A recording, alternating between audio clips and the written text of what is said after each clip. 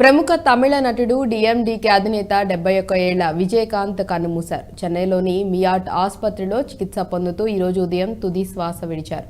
విజయకాంత్ మృతితో ఒక్కసారిగా తమిళ చిత్ర పరిశ్రమ విషాదంలో మునిగిపోయింది. విజయకాంత్ మరణం పట్ల పలువురు ప్రముఖులు సంతాపం వ్యక్తం చేస్తున్నారు. డిఎండికే నేత విజయకాంత్ గత కొన్నాళ్లుగా అనారోగ్య సమస్యలతో బాధపడుతున్నారు. ఎలాంటి బహిరంగ కార్యక్రమాలు, పార్టీ సమావేశాలు వంటి కార్యక్రమాల్లో పాల్గొనకుండా ఇంట్లోనే విశ్రాంతి తీసుకుంటున్నారు. గత నెల 18న జలుబు, దగ్గు, గొంతు నొప్పి కారణంగా విజయకాంత్ వైద్య పరీక్షల నిమిత్తం చెన్నైలోని ఓ ఆసుపత్రిలో చేరారు. ఆయనకు జలుబు, దగ్గు ఎక్కువగా ఉండటంతో పరీక్షించిన వైద్యులు కృత్రిమ శ్వాస అందించారు. ఆ సమయంలో ఆయన ఆరోగ్యం విషమంగా ఉందని వార్తలు చక్కర్లు కొట్టాయి. ఈ క్రమంలో నవంబర్ 23న విజయకాంత్ ఆరోగ్యం మెరుగ్గా ఉందని, వైద్యానికి బాగా సహకరిస్తున్నారని వైద్యులు తెలిపారు.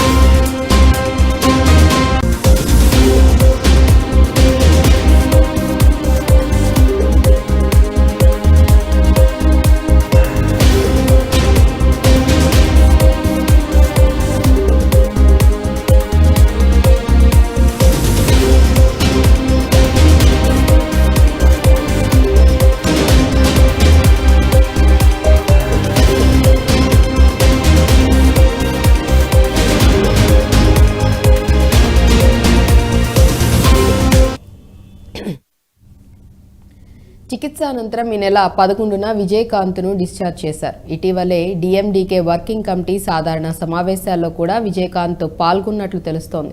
ఈ పరిస్థితుల్లో ఆయన మంగళవారం రాత్రి చికిత్స కోసం మళ్లీ ఆసుపత్రిలో చేరారు. కరోనా సోకినట్లు డిఎండికే ప్రధాన కార్యాలయం ఉదయం ప్రకటన విడుదల చేసింది. ఆ తర్వాత ఆయన మరణించినట్లు ప్రకటించింది. 1952 ఆగస్టు 25న విజయకాంత్ జన్మించారు. ఆయన అసలు పేరు నారాయణ్ విజయరాజ్ అళగరస్వామి. చిత్ర పరిశ్రమలోకి వెళ్లిన తర్వాత విజయకాంత్గా మారారు. తల్లిదండ్రులు కేఎన్ అళగరస్వామి, ఆండాళ్ అజగర్ స్వామి. విజయకాంత్కు భార్య ప్రేమలత, 2 కుమారులు ఉన్నారు. వారిలో ఒకరైన షణ్ముఖ పాండియన్ సగప్తం, మధుర వీరన్ చిత్రాల్లో నటించారు.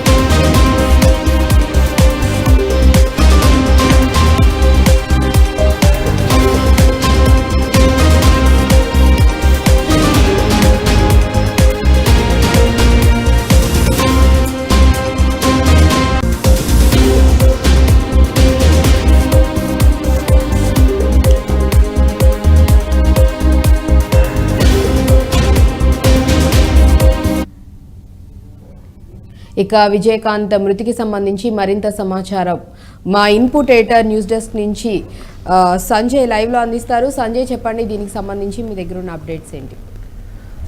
హర్షిత, తమిళనాడు సూపర్ స్టార్ విజయకాంత్ తెల్లవారుజామున కన్నుమూచారు. ఆయన డిఎంటికే పార్టీకి సంబంధించిన అధ్యక్షుడిగా కొనసాగుతున్నారు. ఆయన రాజకీయాలకు కొంతకాలం నుంచి దూరంగా ఉంటూ అంటే సినీ రంగానికి కానీ రాజకీయ రంగానికి చాలా దూరం ఉంటుండ ఆయనకు కిడ్నీ వ్యాధితో కొన్ని సంవత్సరాల నుంచి కిడ్నీ వ్యాధితో బాధపడుతున్నారనేసి వైద్యులు అలా కుటుంబ సభ్యులు తెలపడం జరిగింది. ఆయన గత కొన్ని సంవత్సరాల క్రితము కిడ్నీ మార్పిడి కూడా చేయించుకొని ఆయన విశ్రాంతి తీసుకున్నట్లు కుటుంబ సభ్యులు ఇంత ముందుకే చెప్పడం జరిగింది.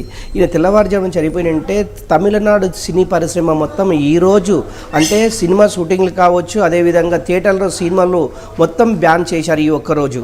కానీ ఒకటి విజయకాంత్ చనిపోవడం వల్ల తమిళ చిత్ర పరిశ్రమ దిగ్భ్రాంతికి గురైందని చెప్పుకోవచ్చు. ఆయన మొట్టమొదటి సినిమాగా ఇక్కుమై ఇవై అనే సినిమా ఆయన మొట్టమొదటిగా ఆయన సినీ రంగ ప్రవేశం చేశారు. ఆయన 1952 ఆగస్టు 25 మదురై నగరంలో ఆయన జన్మించారు.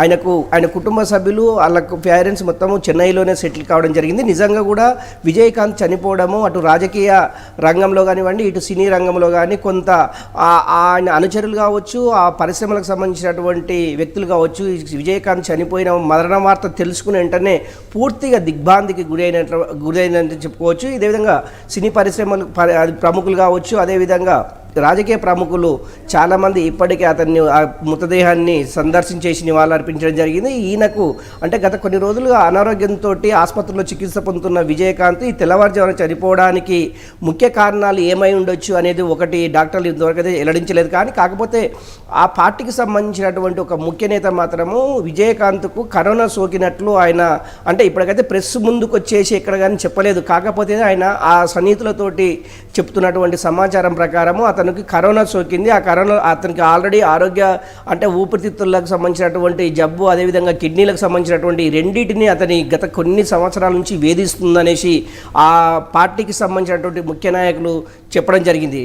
నిజంగా కూడా దీనిపైన వైద్యులు ఏమన్నా వెల్లడిస్తారా? ఈయన అంటే ఏ డిస్తోటి చనిపోయారు, ఎట్లా చనిపోయారు అనే దాని మీద ఏమైనా వెల్లడించే అవకాశం అయితే మరికొన్ని క్షణాల్లో ఉంది. నిజంగా కూడా ఇప్పటికీ రాజకీయ ప్రముఖులు కానివ్వండి, సినీ ప్రముఖులు అయితే ఆయన మృతదేహాన్ని అది సందర్శించేసి నివాళులు అర్పించడం జరుగుతుంది. అక్షిత, రైట్. అంటే ఎన్ని గంటలకు ఆయన చనిపోవడం జరిగింది, ఆయన మృతికి సంబంధించి వివరాలన్నీ అధికారికంగా ఎప్పుడు డీటెయిల్స్ అన్నీ చెప్పే అవకాశం ఉంది సంజయ్?